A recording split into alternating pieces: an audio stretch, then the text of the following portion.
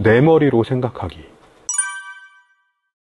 강원도 해변에 해수욕장 입구에다가 전신 소독기를 설치를 합니다. 입구에 이렇게 게이트를 만들어 놓고 옆에서 이렇게 소독약을 쫙 뿌려줘요. 그럼 사람이 그걸로 지나가는. 이게 말이 안 되는 거죠. 왜냐하면 이제 다들 많이 아시지만 이 코로나 바이러스라는 게 몸에 들어와 있다가 사람이 내뿜는 이 침방울, 작은 침방울, 비말이라고 하죠. 이 침방울 안에 코로나 바이러스가 들어있고 이 침방울이 다른 사람한테 날아가서 호흡기로 들어가야지 전파가 되는 거잖아요. 근데 이 전신 소독기는 사람 겉에 소독약을 뿌려요. 우리가 갖고 있는 바이러스가 죽을 리가 없잖아요. 이 소독약을 뭐 흠뻑 맞는다고 해도 말할 때, 기침할 때, 재채기할 때 내뿜는 침방울을 어떻게 할 수가 없는 거잖아요. 근데 그럼에도 불구하고 이 전신 소독기가 코로나를 막아줄 것처럼 홍보하고 판촉하고 그렇게 파는 그 업체들도 굉장히 좀 저는 문제가 있다고 보지만, 조금만 생각해봐도 아 이건 코로나 막는 거랑 크게 상관은 없어 라고 알 수 있는데도 그걸 사다가 또는 대여해서 그 해수욕장의 입구 내지는 뭐 그 각 지자체 청사 입구 이런 데다가 세워놓는 그 공무원들도 좀 반성을 많이 해야죠. 그러니까 이런 겁니다. 그러니까 마스크를 우리 몸에 지니고 있다고 해서 우리가 코로나를 예방할 수 있다, 이런 접근 방식은 아니잖아요. 그거는 마스크가 부적이라고 생각하는 거죠. 마스크 턱에다 걸어놓고 다니는 분들, 코만 내놓고 다니는 분들 굉장히 많았잖아요. 그리고 커피숍에 앉아있을 때 마스크 벗고 세 분, 네 분 막 정답게 얘기 침 튀면서 얘기 나누시고, 그리고 일어나서 밖으로 나갈 때 다들 마스크 쓰고요. 근데 그게 과학적이지 않습니다. 열린 공간에서는 침방울이 순식간에 확산되기 때문에 마스크를 쓰지 않더라도 일정 정도 거리만 유지하면 감염 전파의 확률이 굉장히 낮아지거든요.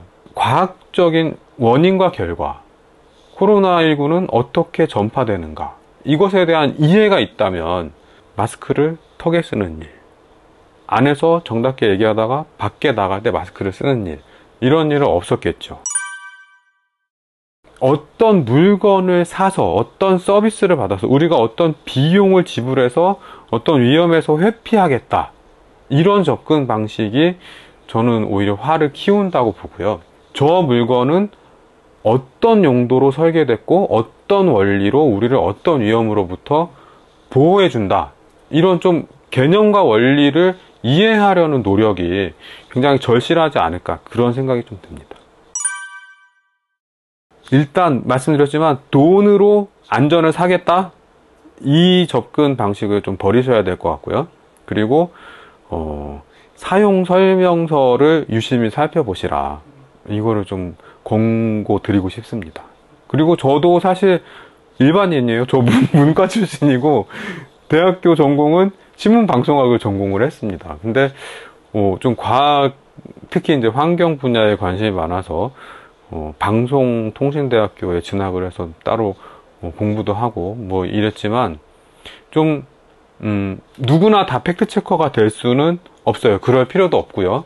하지만 원리, 개념, 근본, 인과관계, 이런 것들에 대해서 한 번쯤 생각해 보실 필요가 있을 것 같고요. 그리고 가장 중요한 건 내 머리로 생각하기. 남이 어땠다더라, 이 집도 이거 쓴다더라, 이게 아니고 과연 이게 우리 집에 필요해? 내 머리로 생각해 보는. 그리고 정 모르겠으면 저희 뉴스톱이나 아니면 각 언론사들의 그 팩트체크 유닛들이 있습니다. 여기다가 이거 사실인지 아닌지 확인해줘, 제보하실 수 있거든요. 그러면 소재의 목이 마른 각사의 팩트체크 팀들이 도와줄 겁니다. 그런 얘긴 하죠. 네가 생각해봐. 아빠한테 다 물어보려고 하지 말고 뭐가 맞는지 네가 생각해봐. 그리고 뭐가 맞는 것 같으면 왜 맞는 것 같은지, 이건 왜 틀린 것 같은지 근거가 뭔지를 좀 파악해봐. 이게 우리 사회 전반적으로 좀 굉장히 취약한 부분인 것 같은데, 말하고 들을 때 사실과 주장을 구분하기, 주장에 대한 근거를 갖춰서 말하기, 그리고 사실 여부를 따질 때 근거를 확인하기, 이런 부분이 굉장히 좀 취약하다고 보거든요. 네가 얘기를 할 때도 근거를 갖고 얘기하고, 남이 뭐라고 얘기를 할 때도, 들을 때도 근거가 맞는지 아닌지 따져봐라. 근거 중심의 학습, 생활, 이런 걸 강조하고 있습니다. 저희가 그 실무적으로 팩트체크를 할 때 근거로 활용하는 것들이 있고 활용하지 않는 것들이 있는데요. 블로그 글, 그리고 유튜브 컨텐츠, SNS에서 돌아다니는 글, 이런 것들은 근거로 삼지 않습니다. 그리고 심지어는 오픈백과 뭐 나무위키, 위키피디아 이런 것도 잘 쓰지 않아요. 왜냐하면 그만큼 검증이 덜 된 정보들이거든요. 참고는 하시되 이게 100% 사실이라고 믿지는 마시라고 말씀드리고 싶습니다. 이거는 저희 어머님, 아버님 보시라고 쓴 것이기도 하고, 그리고 주변에 애 키우시는 집들, 공포를 조장하는 마케팅, 무턱대고 안전하다고, 안심할 수 있다고 하는 마케팅에 대한 경고를 좀 하고 싶었어요. 안전은 돈으로 살 수 있기도 하지만 돈을 쓴다고 해서 100% 안전한 것은 아닙니다. 어떤 제품을 여러분이 사서 쓰시면 일정 부분 어떤 고민에 대해서 해방됩니다. 여기다 지불하십시오 라고 끊임없이 얘기를 하잖아요. 근데 과연 그게 맞을까? 한번 생각할 필요가 있습니다. 그 공기청정기 같은 경우에 바이러스 99.9% 제품입니다 라고 광고하는 제품들이 굉장히 많이 있는데, 그렇다면 이 제품 한 대를 켜놨을 때 내가 살고 있는 이 공간에 바이러스를 효과적으로 제거할 수 있을 것인가? 이걸 따져보셔야 됩니다. 왜냐하면 대부분의 제품이 그 광고를 하고 있는 실험 조건과 실사용 조건이 달라요. 그렇기 때문에 내가 실제로 생활하는 조건과 이 제품이 광고, 홍보하고 있는 그 조건이 얼마나 비슷한지, 그리고 실제로 우리 집에서 이걸 사용했을 때 이 회사가 광고하는 것만큼의 효과를 거둘 수 있을지를 한번 좀 따져보시고 지갑을 여시는 게 현명하지 않을까, 그런 생각이 듭니다.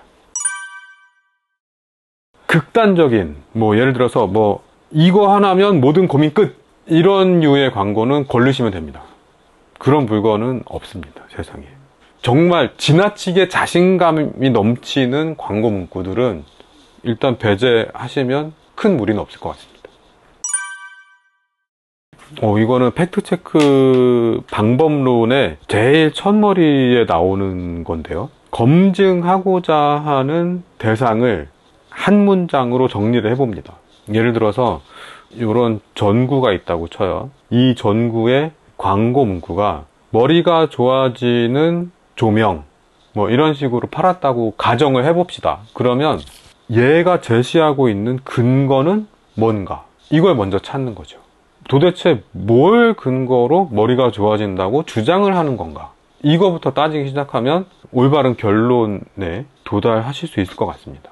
뭘 주장하고 있고 그 주장에 대한 근거는 무엇인가? 거기서부터 출발하시면 내가 원하는 검증 결과로 이어지지 않을까, 그런 생각이 드네요.